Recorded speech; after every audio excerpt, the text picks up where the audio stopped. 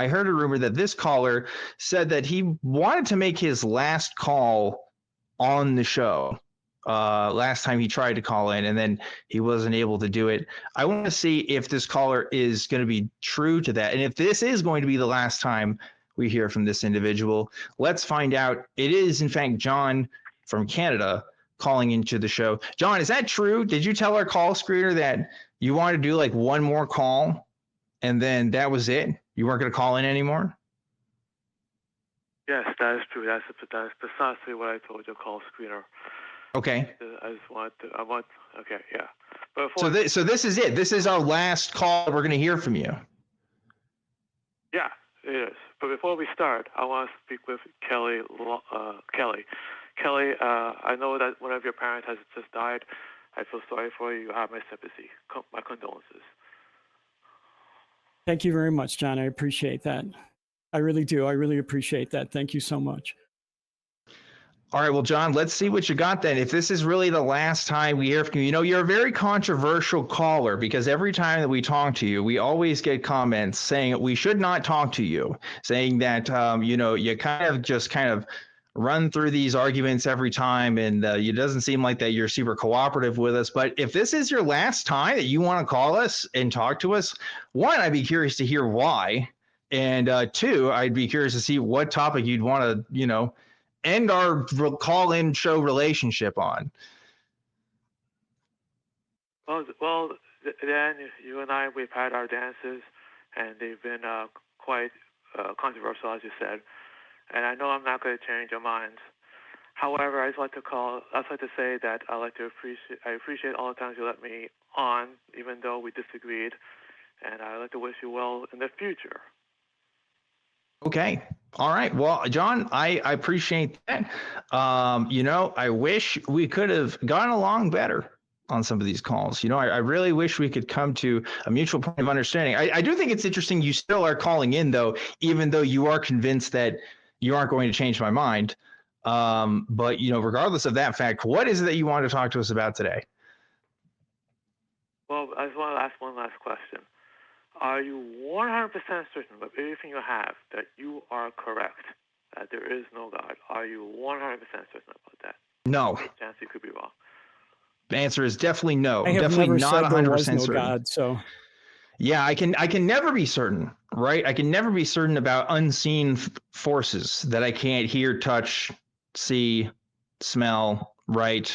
So no, I'm definitely not certain of that. And I'm more certain of some versions of God than others, right? I'm a little bit more confident that Yahweh doesn't exist rather than, Spinoza's God, for example, right? But regardless, I can never say for 100% certainty that there is no God. I don't think that's a defensible position to have. So there you go. Kelley, what would you say? I would say that too. And I think, John, this is something that people have been arguing about for hundreds of years, really. Mm-hmm. And I think the more important question is why you should believe in that God. If we want to take your God, I know you're a Christian, John. What is it that believers in the Christian God have that other people don't have, that can't be gotten somewhere else, or isn't just a vacuous promise of the future? And I think that's a way more important question, not whether your God exists, but why should I believe in your God? Okay, I'm going to be honest with you. Many years ago, I was very, very, very depressed, and I was so low I didn't know if I wanted to continue. But I met someone special, and this person was a Christian, and she really helped me. And ever since then, I've been feeling much better. And I really feel that if you guys open up your hearts, maybe you would feel better too. I don't know what convinced you that God wasn't real or what made you turn away, but then maybe you should try again. I know that's my personal experience. That's the best answer I can give you. That's interesting. If you hadn't met this special somebody, do you think that you wouldn't be a Christian today? To be honest with you, I can't really answer that question one way or the other, because to tell you the truth, all my life I was searching, but I didn't have much answers. And not too long, and back then I was more like you. Like I swear to God, if we had met back then, I would have been on your side. But this person merely made me feel like there was something out there that made beyond us that had my best interest at heart. And what was it? What was it about this person that made you feel like there was a God specifically? Because I've met some wonderful. I truly I know some wonderful Muslims in my life. They're great people, and some of the one of them in particular, one of the smartest people I've ever been to school with. You know, but that didn't make me a Muslim at the end of the day, right? Just because I respect this person, or you know, even think highly of them in some regard. So what was it about this person that seemed to make you think that Christianity was real? Because I'm going to say is that I made a big mistake in my life, and this person assured me that the mistake wasn't my fault; it was God's will, and it made me feel so much better. Okay.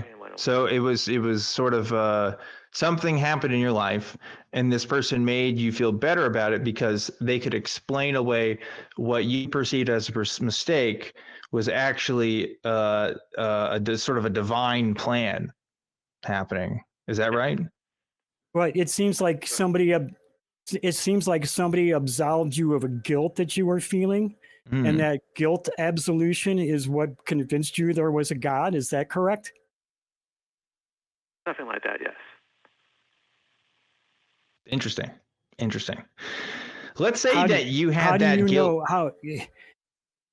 Yeah, if you don't mind, Kelley, Go ahead, Dan, go ahead. I'm curious on this one because, like, you know, let's say that your guilt was absolved in some other means, right? Let's say that I don't know anything about this mistake that happened, but if I could give you some sort of secular comfort about what happened with this thing, do you think that would sway your belief in God one way or another? Well, gentlemen, your show is called Truth Wanted. I'm looking for the truth, whatever the truth may be.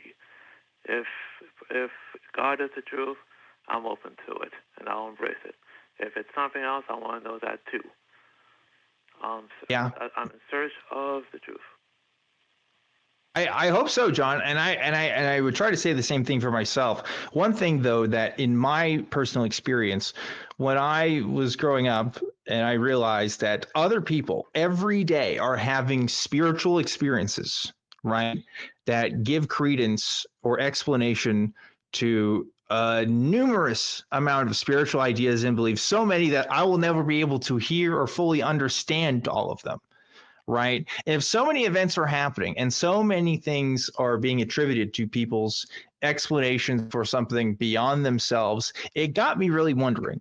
And I was wondering, how can we know what's true, right? If all these people have all these different ideas, how can we separate the true ones from the not real ones? And is there a better explanation for what people are saying? Because I think you and I both agree, John, there's definitely people who have spiritual experiences that you and I would definitively say aren't true, right? Like just aren't great explanations. I think I always talk about David Koresh. I think David Koresh is a good example. I don't think David Koresh was the son of God. There is a very small number of people that do, though, right, and live their lives thinking that he was. So how can we tell, again, those experiences from, you know, the big ones to the small? What can we tell is the difference between what's true and what's not true? What would you think? Well, you know, this world's pretty big, and each one of us has a life. Each one of us has a story, and I guarantee you, every single person at some point in their life or another, they felt something powerful or something that made a difference. Whether it was divine or whether it was... Sure, John, I just felt that yesterday. John, seriously, John, I just felt that yesterday when I saw a beam from the setting sun hit my mother's stained glass turtle. Now, that same event happened again today at almost the exact same time, right? So it was just something that happens every day when the sun sets. It was really meaningful for me. It was very cathartic and it was very healing for me. But it was just a sunbeam coming into making that thing happen to me. It was nothing that was outside of me. It was something that came from inside of me. Now, how is what happened with you any different than the experience that I had today? Seems like there was something that was inside of you and not something outside of you. All I gotta say is that I'm grateful for. I was extremely grateful for what happened to me. I'm still grateful for it. Yeah, but I felt I don't want. I was grateful for what happened to me, but I'm not attaching any magic to it because my experience yesterday while I was closing the store when that sunbeam hit that stained glass turtle, that was moving for me. That was a real, genuine, emotional experience. But I don't think there was any magic attached to it. And that's why I'm saying when like you're having a problem, something has happened in your life, you're feeling very, very guilty for that happening, whether it was your fault or not. And then you went to somebody and they told you that, hey, you don't have to feel guilty about this because it was somebody else's fault. Now, whether it was somebody else's fault or not, just being told that you don't have to feel guilty about it can be a very moving and emotional release.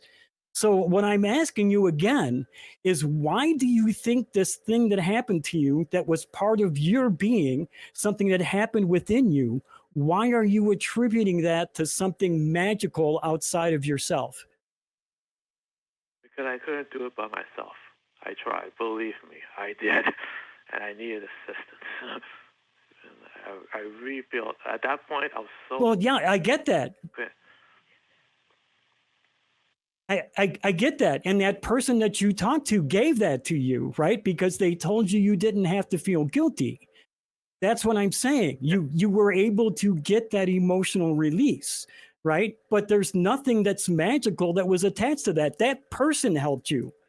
They didn't summon something else. There was no spells or incantation.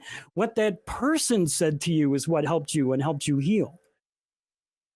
Does that make any sense? There was nothing. So you mean there was nothing divine? That's what you're telling me? Well, at least so far, you haven't specifically cited the divine. You just told us that this person happened to be Christian, right? That's true. Yeah.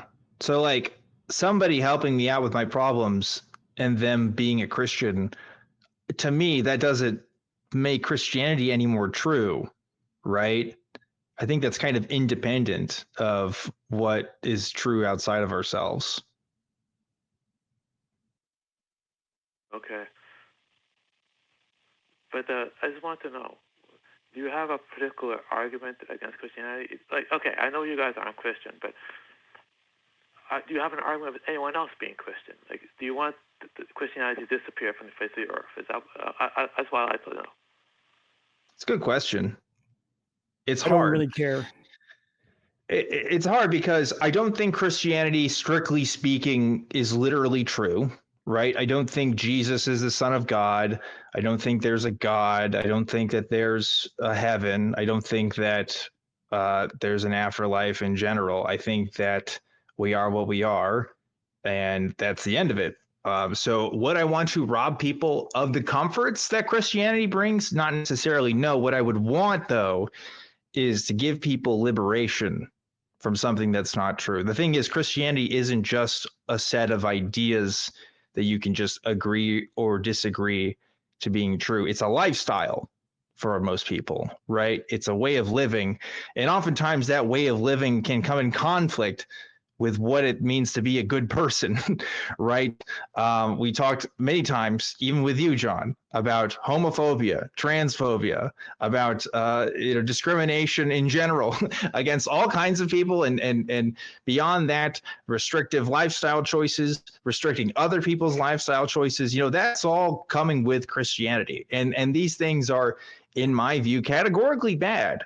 And so if that's what it takes to get rid of all the bad, maybe I would. I do recognize that Christianity is a cultural heritage, let's say. There's some ideas there that maybe we should study and maybe we should preserve as a people group, but whether we should actively enforce it, I don't know. I can study Greek mythology in school without having to believe in it, right? I think I'd rather that sort of world than a world in which we have to have some people believing in Christianity and have to have people enact themselves on those beliefs. Because I just don't think you have to do that if it's not true, right?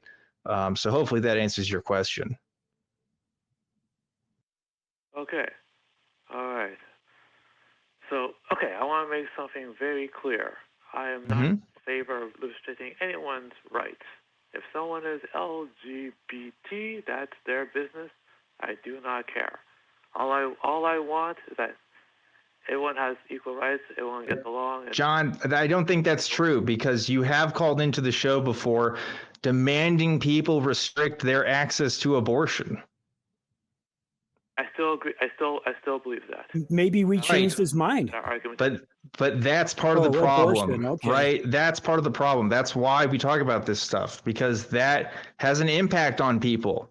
In the United States, the Supreme Court just overruled what's essentially been 50 years of the law of the land, on paper, because it legally was problematic, which scholars agree, yeah, there's a case to be made there. But in principle, in practice, because there's a growing number, well, I say growing, it's interesting whether it's actually growing or not, but there is a large contingent in this country of people who do think that abortion is just straight up murder and shouldn't even be considered under any circumstances. And Christianity is a big reason why, if not the biggest reason. So, that beliefs have consequences, right? And that is one of them, John. Well, like I said, I'm not going to get that big argument now, but I do believe that abortion should be banned, but we're not going to get into that argument. All I'm going to say is that I just hope that whatever path you take, it makes you happy, and to each his own. Okay, well, I'm signing off now, gentlemen. Thank you for speaking to me. John, before you sign off, John, before you sign off, I want to give you those same sentiments. I personally have always enjoyed your calls. People have asked me who I want to talk to, and I often say it's you that I want to talk to. So I have enjoyed talking to you, and I do hope as you move forward into the future that your life takes you to where you want it to be. And good luck to you in the future.